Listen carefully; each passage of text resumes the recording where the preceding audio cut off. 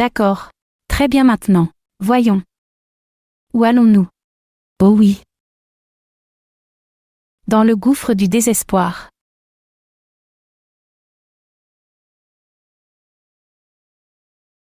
J'ai dit que j'allais revenir ici, sur cette selle, et je vais rencontrer de nouvelles personnes, sortir de ma zone de confort. Alors j'ajoute à propos d'une réunion de célibataires, vous savez, mélanger les choses, j'y vais.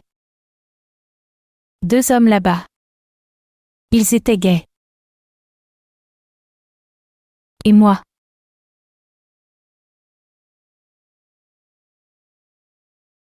Mais je vais te dire ça bébé. Je ne suis plus qu'à environ 48 heures de la pornographie pour le moment. Et je crois que l'asthme chez l'adulte est un choix. Et c'est qui je suis, bébé.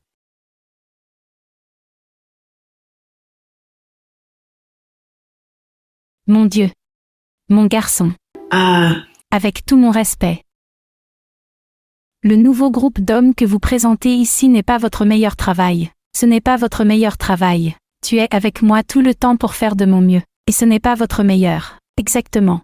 Je sais que tu as dit que nous étions censés embrasser quelques grenouilles pour retrouver notre prince. Mais ce ne sont pas des grenouilles. Ce ne sont pas des grenouilles. Ce sont des dinosaures et ceux de Pinocchio. D'accord.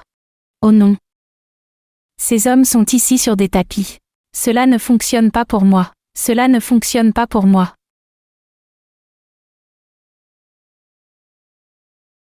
Alors vous vous demandez probablement pourquoi je ressemble à un putain de poulet rôti. Laissez-moi vous dire pourquoi. Je viens de revenir pour mon premier rendez-vous. Ce connard décide que ce serait une merveilleuse idée de marcher. À 13h44. Partant de 43 degrés. À Dutch Bros. Je ne veux pas marcher jusqu'à Dutch Bros. Au premier rendez-vous. Partant de 43 degrés. Mais ça va. On y va. Alors j'ai marché jusqu'à notre lieu de rendez-vous. Et à partir de là, nous allions marcher jusqu'à notre destination. Qu'est-ce que je vois? Ceci de 4 pieds, court. Excuse d'un homme. Sortir d'un gros camion. Surcompenser autre chose. Je ne sais pas, peut-être. Mais, de toute façon, je suis comme, oh, alors tu es venu ici. Je n'ai pas conduit ici, monsieur. J'ai promené mes petites fesses jusqu'ici. Et puis nous étions censés marcher ensemble. Remarquez, il est comme, eh bien, marchons. Marchons alors. Il me garde au bord de la rue. Quelqu'un qui connaît quelqu'un. Et c'est un gentleman. C'est qu'il ne garde pas les femmes du côté de la rue. Mais j'ai dit si j'y vais. Je vais emmener ton cul avec moi. Et 3. On y arrive. Vous ne pouvez pas payer une boisson à $3. Néerlandais. J'ai dû échanger mon néerlandais contre cela. Non monsieur. Voici tu as un premier rendez-vous et que c'est une boisson à $3.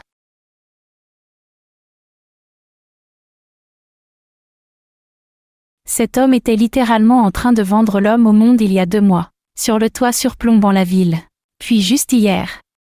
Nous nous sommes croisés au magasin, et j'avais envie de lui faire tomber la tête de ses épaules. Parce que... Ne foutez pas en l'air le magasin où je vais toujours. Fais cette merde chez Walmart.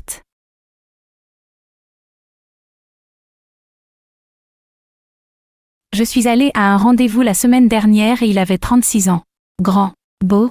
Je suis comme, pourquoi es-tu célibataire? À la fin de la nuit, il m'a accompagnée jusqu'à ma voiture. Je suis comme, un tel gentleman. Pourquoi es-tu célibataire? Je ne lui ai pas demandé, juste dans ma tête.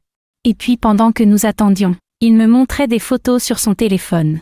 Alors qu'il me montrait des photos sur son téléphone, il vient de me montrer 2 photos de 2 ex-petites amies. Je suis comme, c'est pour ça que tu es célibataire.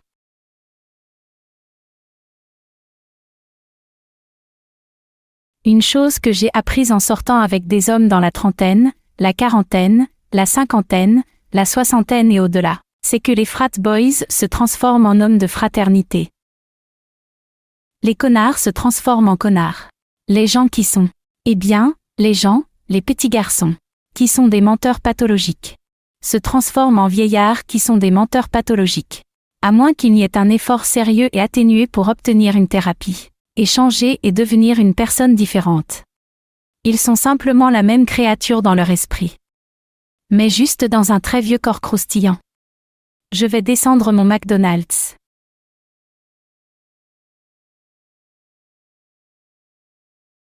C'est pourquoi il est tellement plus difficile de sortir avec quelqu'un après 30 ans. Sortir à l'une de ces dates demande tellement d'efforts. Tu dois te coiffer. Votre maquillage. Si tu es maman, vous devez coordonner une nounou pour vos enfants. Vous devez coordonner vos responsabilités professionnelles pour le lendemain. Disons que vous sortez avec cette personne un jeudi soir. Ce n'est pas comme si tu allais dans les bars avec tes copines. Et si tu n'aimes pas le gars, vous continuerez simplement jusqu'au bar suivant. Non, vos copines sont toutes mariées, ont 3 enfants et un mari à la maison. En attendant, tu n'as que ce chien. Vous êtes donc là-bas ce jeudi soir uniquement pour cette date. Et si cette date se termine par un échec, la déception est d'autant plus grande.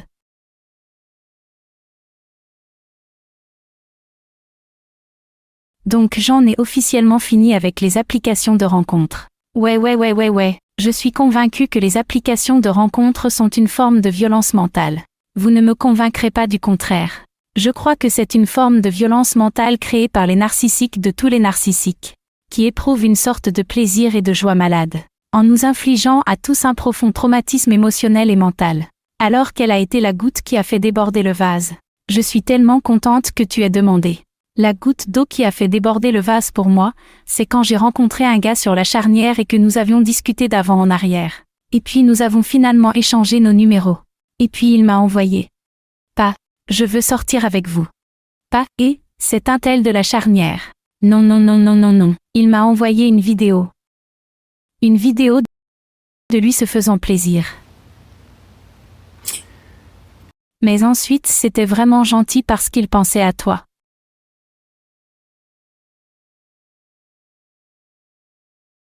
Je vais maintenant partager avec vous les joyaux que les rencontres sur Facebook ont à offrir.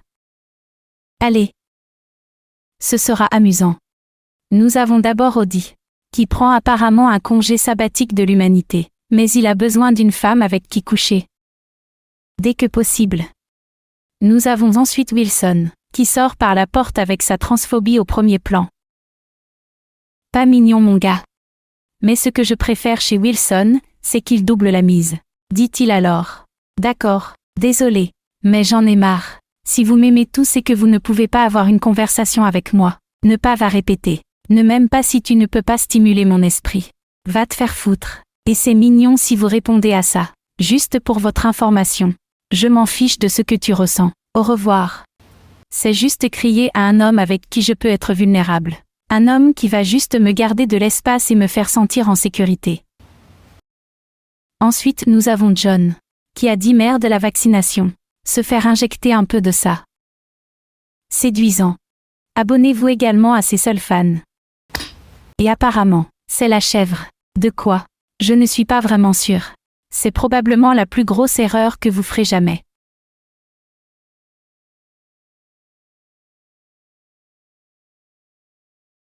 Est-ce juste moi ou juste sortir avec plus de 30 putains de conneries?